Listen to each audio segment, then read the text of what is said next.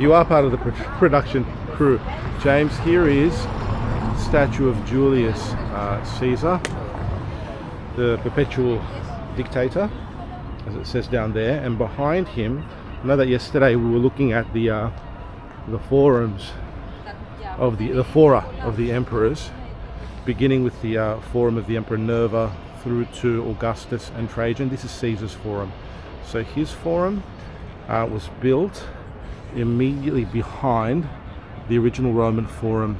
There you can see the back of the Curia Julia, right in front of us to the right, Santa Luca e Martina, a 17th century church, Baroque era, and then you can see the Temple of Antoninus and Faustina there to the left. So what we are going to try to do today with James, yes? Hey everyone. We're partnering up again for an adventure, is make our way to the Capitoline Museums to show you all the colossal statue, the remnants of the colossal statue of the Emperor Constantine the Great, which would have been housed in the Basilica of Maxentius that he appropriated from the tyrant Maxentius when he conquered Rome after crossing after the Battle of Pons Milvius in 312 AD, upon which he converted to Christianity, and you know the rest of the story. We discussed it last time. So what we're going to do now is walk around Caesar's Forum, head our way up towards the Capitoline Museums, and maybe stop at any relevant sites along the way, including perhaps the church which houses the chains of St. Peter and the prison that he was kept in while he was in Rome. Shall we go? We shall. Okay, well, let's keep it on us for a minute, this camera, so that we don't... I feel like I'm giving everybody a very good view of my chin as I turn the camera this way, but it's partly so that I don't upset anyone. Okay, the Vittorio Emanuele monument, dedicated to the first king of unified Italy in the late 19th century. That was built in the early 20th century. That dominates the space here and has been criticized for glaring inconsistency in terms of its color tone. Obviously it's in this white marble, everything else is in like a stained mortar or brick style. You can see, however, its appropriation of classical motifs that we've been talking about throughout the city of Rome, including the Corinthian capitals. Let me just show them to you again. I'll turn off my map. The Corinthian capitals at the top there. There are Nikis riding quadrigas of horses at the very top. There's a massive sort of statue of the king at the front, but we're not going to look at that now. Maybe another time. The Forum of Trajan, just there. Okay, let's head up. You can even see the Museo Centrale del Risorgimento. So Risorgimento is the unification of Italy. You can see the museum behind the structure. Okay, and we're on our way.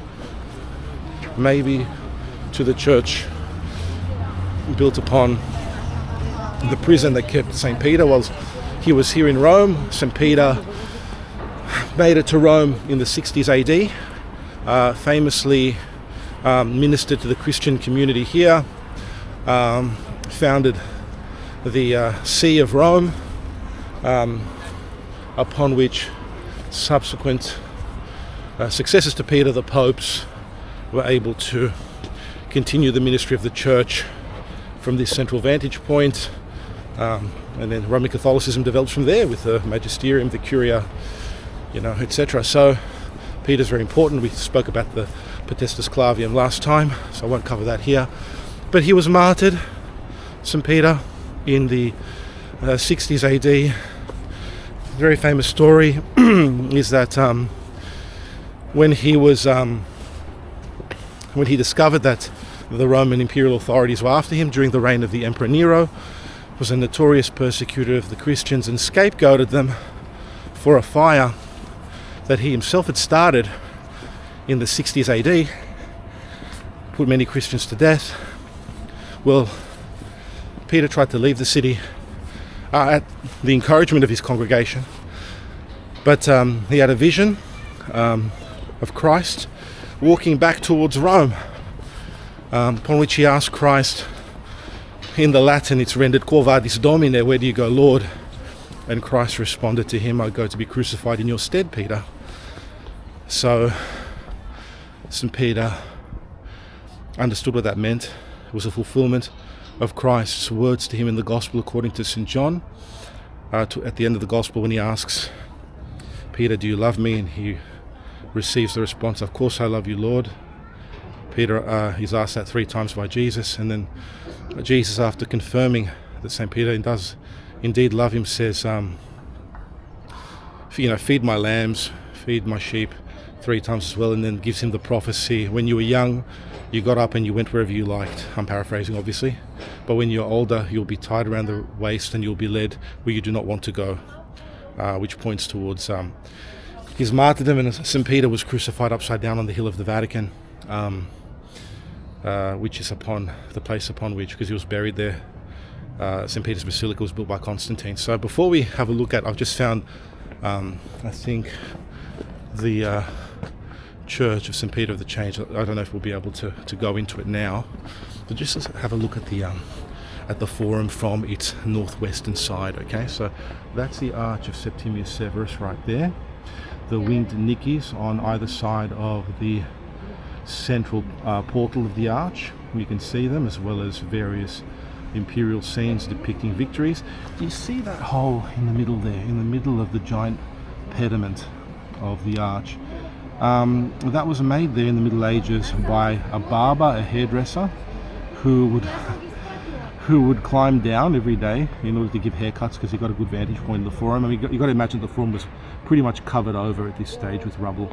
A lot of the monuments that have been put back in their original places weren't in those places, so he would climb down, give his haircuts, and climb back up and live inside the marble pediment, which is just unbelievable. There's a Temple of Saturn as well, what's left of it, the 8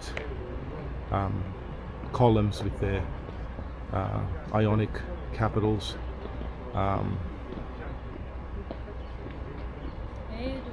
Yes, you can see Senatus Populusque Romanus at the top. Pretty sure.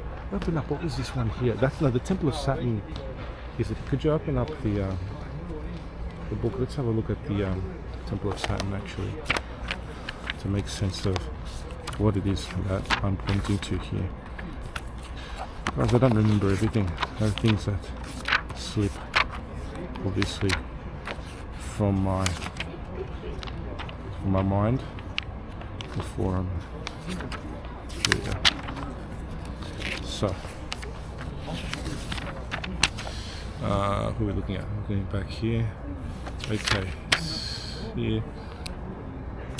Those 3, so yeah, I was right about the Temple of Saturn. Those 3 columns with the Corinthian capitals you see there behind are a temple dedicated to Vespasian, the same emperor who built the Colosseum. Okay, the Temple of Vespasian was the point from where Piranesi made the 18th century engraving of the forum, a very famous one. So you can see the Basilica Julia, its remains, the remains of the rostra from here as well. Okay, shall we continue up the steps? Here we go, let's go. Heading up the steps, let's see what's at the top. I see that this is Via San Pietro in Carcere, so the road where St. Peter was incarcerated. Let's have a look at what's through this door.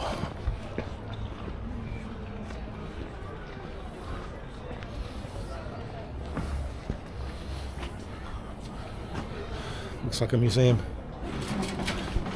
I'll return in a sec. Okay, so we actually just walked through the Capitoline. We decided not to go into the Church of St. Peter of the Change because of the renovation works. We found it difficult to find it. Here we are on the other side of the Vittorio Emanuele monument, and here is the Church of Santa Maria in Aracoeli. I think what we'll do is we'll return to this church to have a look at it and go have a look first at the Capitoline Museums. So if you look at this staircase here, this staircase that leads up to the Capitoline Hill. which was the hill that overlooked the Forum, and upon which Tarquin the Elder, the last king of Rome in the 6th century, commissioned the construction of the temple of Jupiter Optimus Maximus, Jupiter best and greatest. The temple is no longer here. Its foundations can be viewed from inside the museum itself, but the museum was well, this let's say staircase that leads to a kind of trapezoidal piazza at the very top, known as the Piazza del Campidoglio. These steps are known as the Cordonata, and on either side of the Cordonata and the Piazza del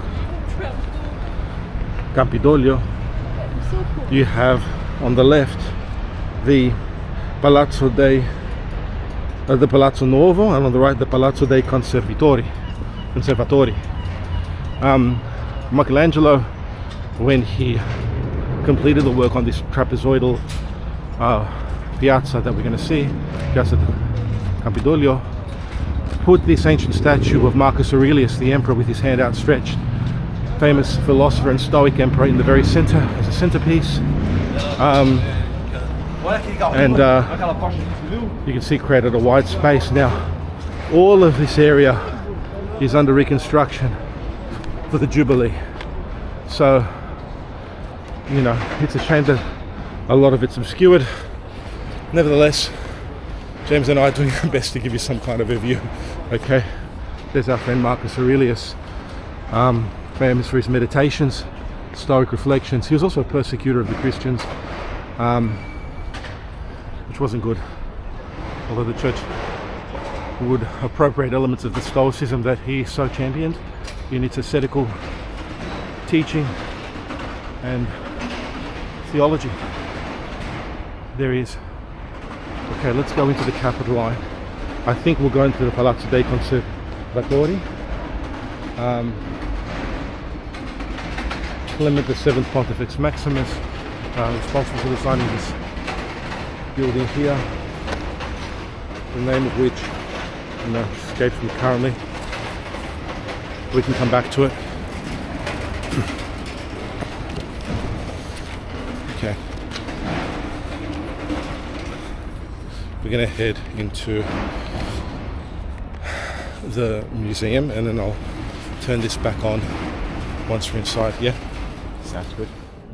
Yeah, we just made it into the Capitoline Museums, and there he is, Constantine the Great, the colossal bust that was rediscovered, buried here in the Palazzo, what is now the Palazzo dei Conservatori, in the 17th century, and it's been preserved. It was commissioned for the Basilica of Maxentius in the Roman Forum that we saw earlier. And just to get a sense of scale, James, do you want to go stand next to it, just so people can see how big his head is? Yeah, it's enormous. Chiseled chin, he's looking athwart, looking upwards to heaven. There's also a left hand part of a knee. You can see the holes in the marble where they drilled it in order to connect the parts. Part of the bicep. It's a right arm. Very impressive. You've got like the veins as well. Yeah, that's right. The detail in the veins. This is an ancient statue. It's about 1700 years old, if not more. And you have a right hand pointing to the sky, but it's not just pointing. It would have been holding a staff. See the hole there? Eusebius of Caesarea describes a statue that the emperor placed in the Forum after conquering the city, taking it from the emperor Maxentius. He doesn't say that the statue was put in the Basilica of Maxentius, but he does say that it was holding a giant cross, and that was the emperor's way of saying that it's through the cross that he would conquer. Not necessarily entirely consistent with the Christian message, but he was an emperor. You see this Hellenistic key design on this column here might have belonged to, not to this statue, to something else.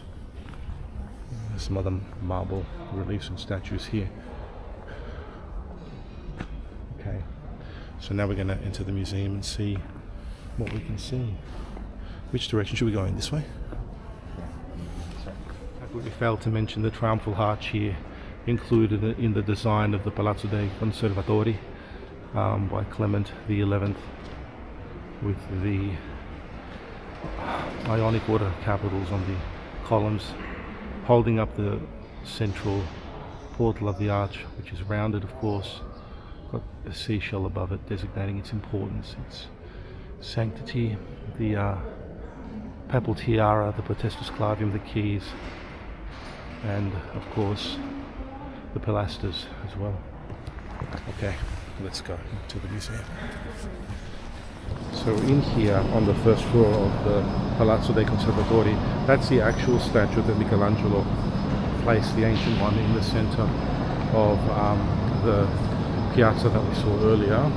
And there's another colossal bust of Constantine with a hand and a globe, often associated with either him or his son Constantius II, which is really interesting. The statue of Romulus and Remus being nursed by the wolf mother. We're looking at the foundations of the Temple of Jupiter Optimus Maximus that have been incorporated into the structure of Palazzo dei Conservatori, which is pretty amazing. So what does it say?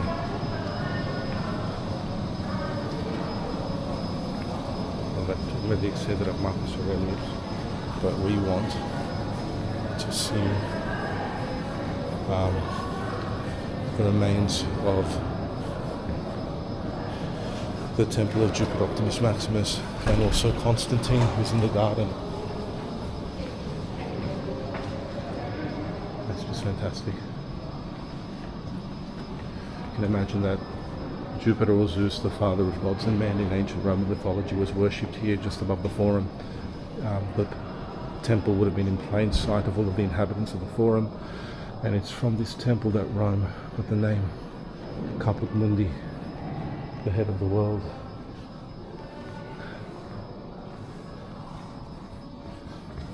Let's go outside. I just spotted the statue of Constantine.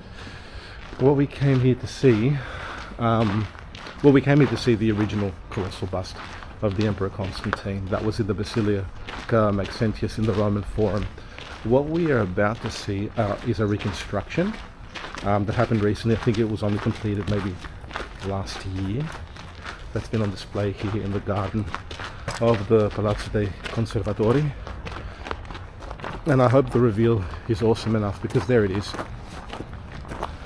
He is holding a globe in his right hand. The left hand, similar to the one we saw outside, the finger was reconstructed on that one. So here we see that his finger is curved slightly in order to accommodate the staff that he's holding. He's clad in a tunic. He looks like Jupiter, and that might have been the intention when the emperor constructed this statue to be seated in the central, underneath the central apse in the Basilica of Maxentius we spoke about. Look, it's just enormous. Give you some sense of the scale. According to Eusebius of Caesarea, the left hand would have been holding a cross. So that's also interesting. The emperor holding the globe in order to demonstrate his mastery over the world. Indeed, the Roman Empire was seen as equivalent to the whole world at the time. The church would later shift this imagery away from the imperial authorities and turn it towards Christ, who would be depicted holding the globe with a cross on top usually, and giving the blessing of peace with his right hand in order to encourage peace amongst the population, his power being manifested in peace and not in imperial strength and authority. Other saints also depicted holding the globe, including Saint Michael the Archangel, and so on and so forth. Michael the Archangel because he was considered the protector of the world, the earth, in the Hebrew tradition, protector of God's people too. Let's see if we can get a little bit closer to the statue here and have a bit of a sense of the scale from underneath, and then we can read about the historical development of the statue. So there he is. Wow, that's enormous. Look at that. His feet. Back away slowly. Of course, it's showing you the proximity to what we saw in the courtyard outside of a colossal bust of the emperor. Colossus of Constantine. So let's just read this. So since the end of the 15th century, the courtyard of the Palazzo dei Conservatori has housed 9 Parian marble fragments. The 15th century, I was wrong, I said 16th century, it's 15th century. Fragments of one of ancient Rome's most impressive statues, the Colossus of Constantine. Like the Colossus of Nero, giant statues of the emperors. The emperor who is credited with initiatives that would profoundly alter the Roman Empire. The official recognition of the Christian religion in 313 AD, that's with the Edict of Milan that was issued by Constantine and his later rival Emperor Licinius in 313 in Milan, that gave freedom of religious expression to all the religions of the empire, including Christianity that had been heretofore persecuted intermittently, and also the Manichaeans and various others. And the transfer of the capital from Rome to Constantinople, 326, well no, actually the transfer of the capital, Constantinople was inaugurated, the founding ceremony in 330, and people say that in 328, is when the founding happened in 328, and 330 the celebrations took place. So, I don't know, unless the scholarship has changed. The portrait remained without a certain identity until the late 19th century, when it was correctly identified as Emperor Constantine. There's been reconstruction work. So the Colossus is thus a result of the reworking of an older statue. According to a recent working hypothesis, and it is a hypothesis, it could be the cult statue of Jupiter Optimus Maximus. Makes sense given the fact that we just saw the foundations of the temple here on the Capitoline. Again, getting the name Capitoline from when the builders excavated under Tarquin the Elder, the last king of Rome, to erect the temple. They found a head, caput, head in Latin, with its features intact, and they believed it was a portent designating Rome as the head of the world. Okay, so it could be a reworking of the Temple of Jupiter placed inside the temple. Okay, there's some more details here. It's interesting to look at figure 8, which has also an ancient bronze of the Colossus of Constantine donated to the Roman people by Pope Sixtus IV in 1471. So that's a much later depiction of Constantine. We just saw that earlier.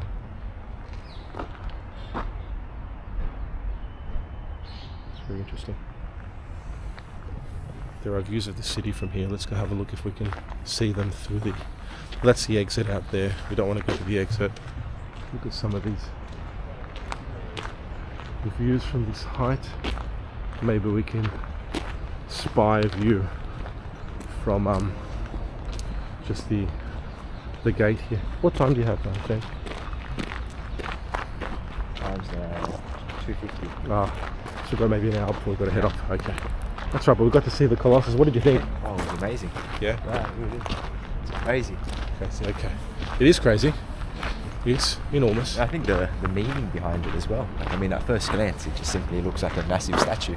But once you understand the meaning behind Rome as head of the world, according to the mentality of the time, yeah, it just makes so much more sense. It does. Let's not leave so that we can get back in. There's the Dome of St. Peter's, do you see? Just there. I'm just going to sneak around. In the distance, several other domes. The Dome of St. Peter's is there as well. Now, we don't want to leave the museum. We're going to head back in now and see what else we can have a look at and record for your viewing pleasure. Have another look at the Colossus, the reconstruction of the Colossus of Constantine, the emperor who first converted to Christianity, began to work with the church for better or worse. Goods and bads in that. Obviously, the church at its best corrected the empire, at its worst, became subordinate to it, especially in the eastern Constantinople, but various saints and hierarchical representatives, monks, nuns, etc. were defined in opposition to tyrannical emperors and empresses. That's a consistent theme. In the West, in the Elder Rome, a series of popes defied the heretical emperors, some of which came after Constantine. But Constantine did convoke, although did not preside over, the First Ecumenical Council of Nicaea, which occurred in 325 AD, after he had rung or surrounded Rome in churches dedicated to the martyrs, and around the same year that he had begun construction on his new capital on the shores of the Bosphorus, in Thrace, the peninsula of Byzantium in Latin, which he later renamed after himself as Constantinople, the New Rome. It was near New Rome in 325 AD at Nicaea, which is in Asia Minor, modern-day Turkey, that he held the First Ecumenical Council, which affirmed something that the Church already believed from its outset, that Christ is fully God, but gave the sort of technical terminology that the Son of God is of one essence with the Father, and thus true God from true God. That was to correct some subordinationists who believed that Christ was not God in the way that the Father is God. But the Church affirmed that if we are to believe that Christ saved us from the opposite of eternity, which is death, then he must be fully eternal and fully divine in the way that the Father is divine, but a distinct person. You have the kind of Trinitarian language, the language of God as Father, Son, and Holy Spirit emerging there. And Constantine convoked that council. He did not preside over it. It was presided over by a bishop of the church, Saint Hosius of Cordova, which kept church and state more or less distinct. Just some more information about Constantine. He was preparing a battle against the Persians in the late 320s, when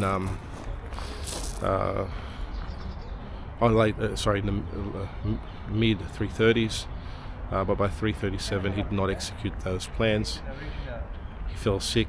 Eusebius of Nicomedia was the one who baptized him, a subordinationist, and there's a history as to why he eventually accepted to be baptized by Eusebius of Nicomedia. But according to another long-standing, though not as ancient tradition, he was baptized by Pope Sylvester, the Pope of Rome. Okay, let's go have a look at the museum a little bit further. We may or may not record, depending on whether we're allowed. So if we're not recording again today, we shall bid you farewell. Until next time. Until next time, says James. Okay, bye.